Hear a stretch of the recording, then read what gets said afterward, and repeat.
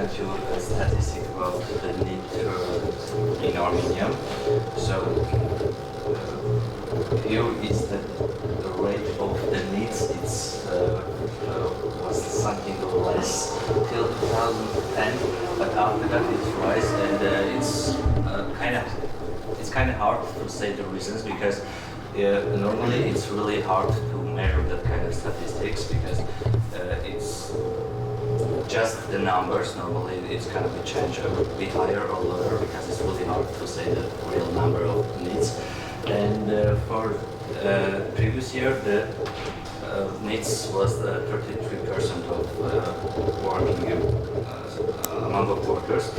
Yeah, and it's a really huge amount. And if you can see that statistic is going like down, but it's also really hard to make some control.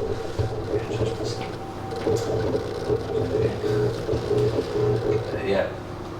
So the challenges for governor is the first, it's like economic challenges, because for the last years Armenia faced a lot of economic problems, unstable military situation, refugees, and with that amount of problems it's kind of not easy to handle the problem of needs. So the other problem is corruption, because normally there is a budget for spending for them, but it's not working directly. That's also a huge problem. We have also some problem like a wrong targeting, because some of them is just in the group of needs, but they have some work which is not registered, so they are making money, but it's not like they also start receiving some help from governor.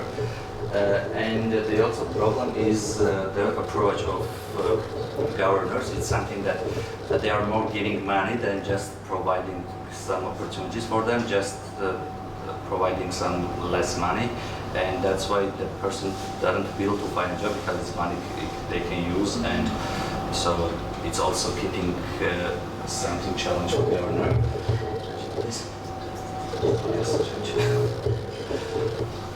Yeah. So the reasons, first of all, it's educational system, because our system of education is kind of far from the labor market. And for example, you can get your degree, but you are not competitive employee in the market. It's, I think, the first challenge. And also the social and cultural stuff, because we have a lot of bad influence from TV. For example, we have a series where you just propaganda of bad behavior, like criminal and that kind of stuff, which is also somehow really disrupt the kind of normal things.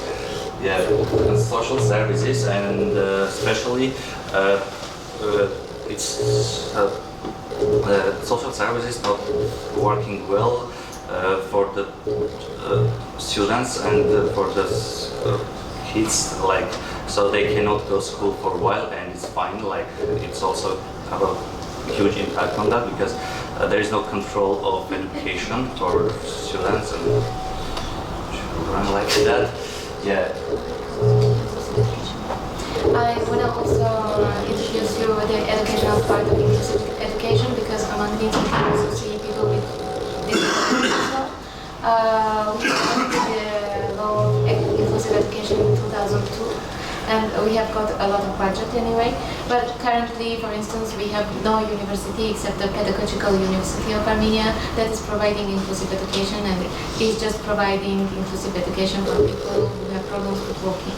For instance, in universities and schools, we don't have teachers of sign languages, so inclusive education is missing. That's why people who suffer from disabilities, they are among the needs in this number included.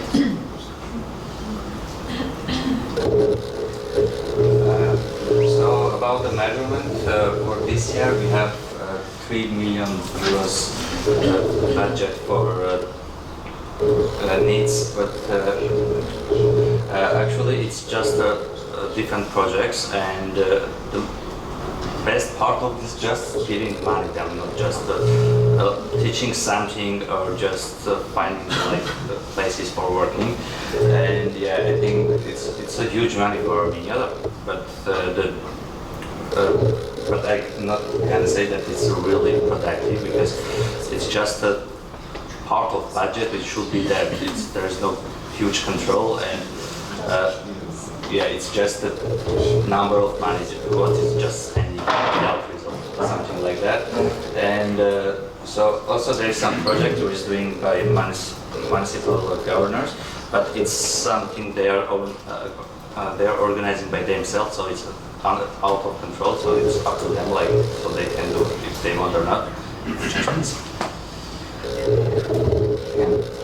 And in this aspect, civil society organizers has a kind of more tangible results than governors, because they're targeting more directly and they are following up for the process.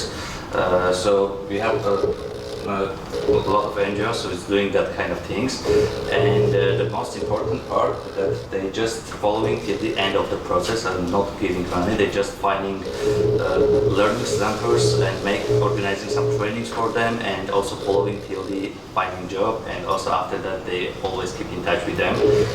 In this field, I gotta say that we have like doing that kind of stuff called vision and what's the right? Yes. 1 minute. Okay.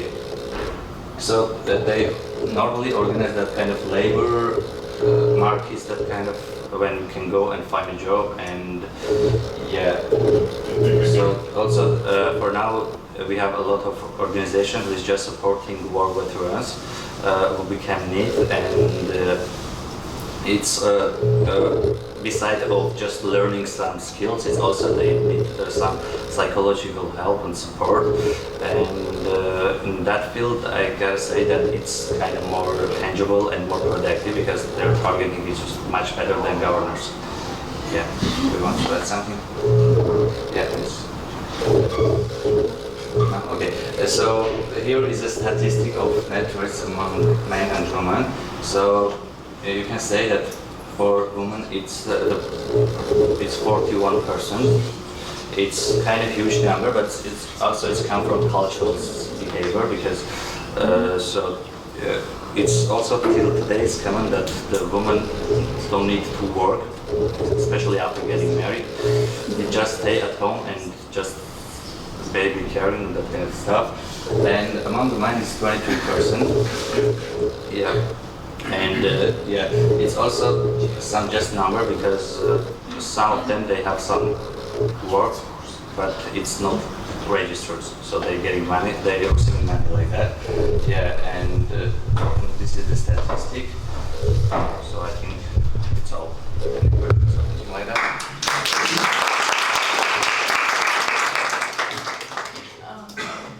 Are there questions? Because if not, I have one. Questions? No? I have a question. Is NEET a legal term in Armenia? Like, no? No, it's not. Okay, so the statistic was basically on the youth that is unemployed, right? Yes, it's not legal. Yes.